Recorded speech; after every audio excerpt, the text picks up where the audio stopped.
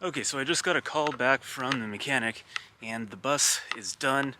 It ended up just being a camshaft position sensor, so I don't know why it took so long for them to figure that out, but it's a simple fix. It's only going to cost a few $100s to get that swapped out. They already swapped it out, actually.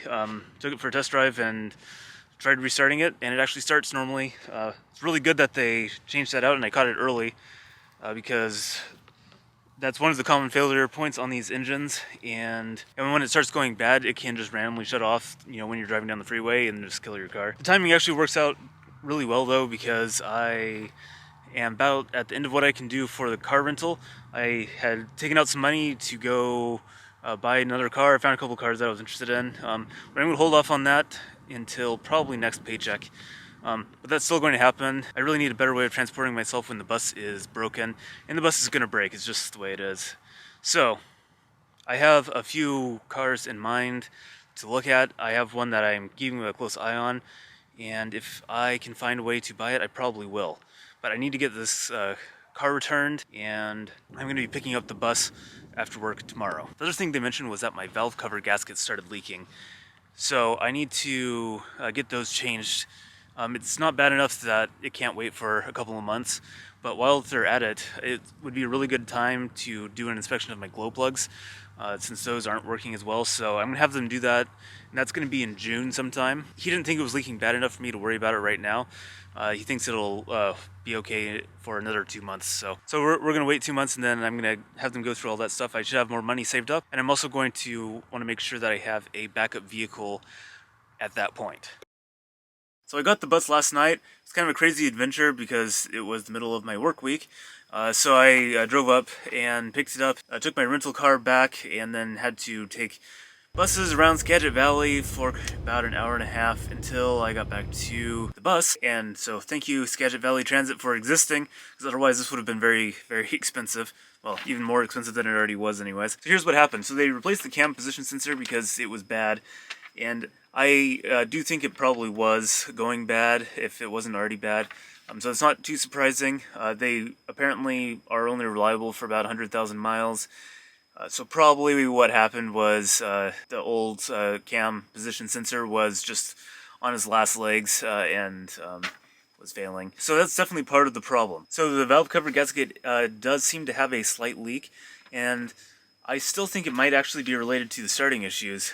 And that's because I went to start it today. I was completely out of groceries, so I got off work, went to go start the bus, and no start. It definitely was a different kind of no start than it was last time. Like before, I'd have just like periodic injector firing. Sometimes it would fire, sometimes it wouldn't. This time it was just a solid no after firing properly the last several times.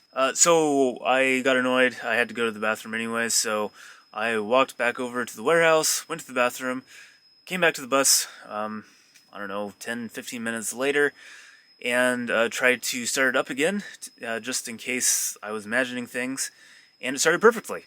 Like there was no problems whatsoever. So, what does that mean? I have no idea. But that's definitely a different kind of scenario than it was before, where once I got it started, it would, kind of sputter for the first 30 seconds, randomly turn itself off, that kind of thing. But now it just seems to be either it's starting or it's not. I did have money set aside to buy a second car if I had to, but I was holding off as long as I possibly could, in case I got the bus back. I was really hoping the bus would start reliably for the next couple of months, and that would give me a chance to just focus on saving money and not have to worry too much about the bus, and it would delay any second car purchase I make. But that doesn't seem to be the way things are working out. I've been trying to think of any alternatives to buying a second car. There's a lot of things I just don't like about it. Having two cars to maintain, anything in my price range, is also getting up there in miles, and it's going to have some problems.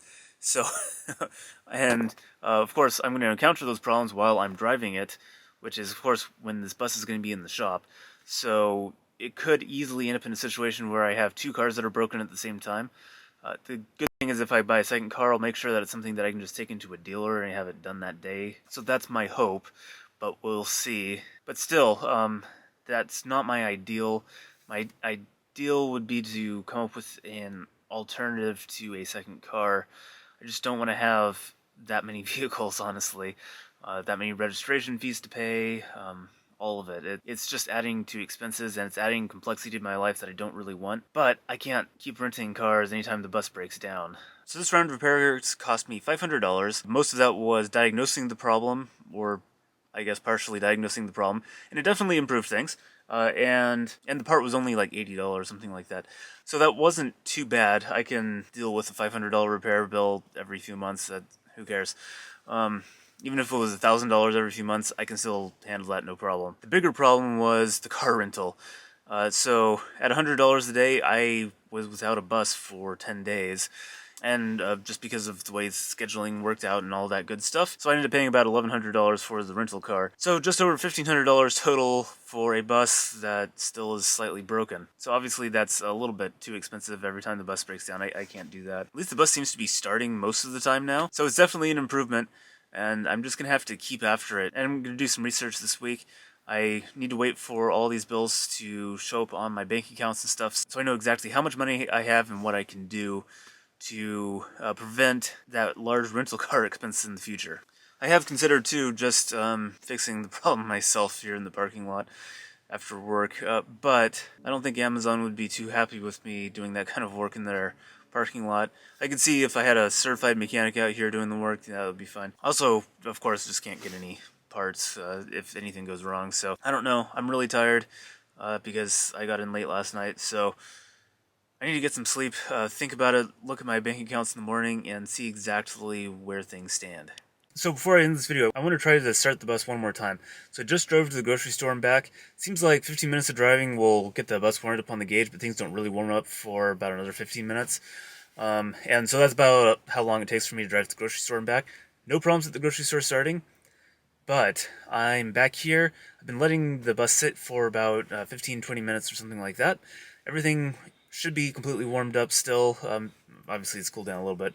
But I want to try to start the bus, and we'll see if it starts.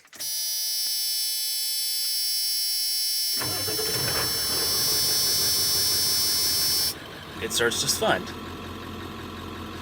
I don't know what's going on. Well, we'll shut that off again. So maybe my theory about the O-rings on the injectors isn't right, and maybe something else is going on. Very weird.